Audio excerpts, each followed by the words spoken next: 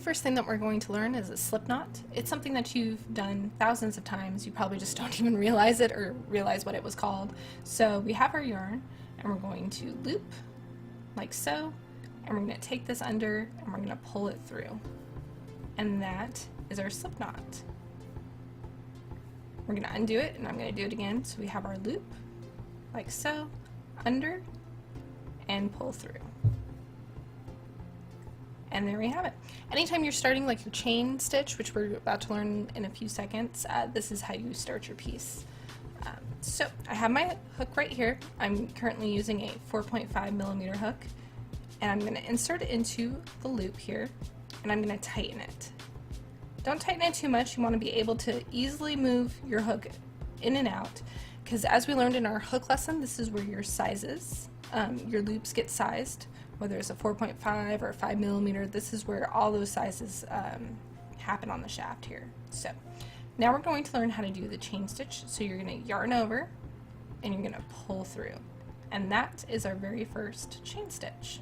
We're going to keep going, yarn over, pull through, second, yarn over, pull through, and that's our third, yarn over, pull through, yarn over, pull through, yarn over, pull through, yarn over, pull through. I'm going to stop here for just a second because it's that easy. Now we have our row of chain stitches. It's very important that you recognize your stitches as you make them, just so you can catch any mistakes that you make along the way. So for our chain stitches make a V. So we have 1, 2, 3, 4, 5, 6, and 7. And we never count this loop here because this loop goes on our hook. Regardless of what stitch you're making, never count the loop that's on your hook. Now, as we're going through here, depending on how you're holding your piece, it doesn't matter, but depending on how you're holding it, you have front loops and back loops. Your front loops are the loops that are closest to you, and our back loops are the ones that are in the back. So these are our front loops here, and those are our back loops there. And like I said, regardless of how you're holding it, front and back. It's important to recognize your loops because some patterns will have you crochet in the front or the back. It just depends. And now we take a look at the back of our chain stitch. You'll notice that you have a line in between each of your chain stitches. That line is going to become important when we're doing our double crochet or a triple crochet.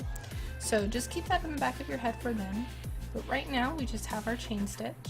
Now I want you to undo this and I want you to redo it over and over again until it just becomes second nature. It's very easy to say, oh, I got that down, and then move on to the next lesson. But you'll notice with chain stitches, we reuse them with other stitches. So if you're learning a new stitch and you have to go back to relearn a chain stitch, it can be, well, it can be a little frustrating, to be honest. So I want you to continue to do a chain stitch till it's second nature for you. Our next lesson, we're going to learn how to do a single crochet, so I hope to see you then.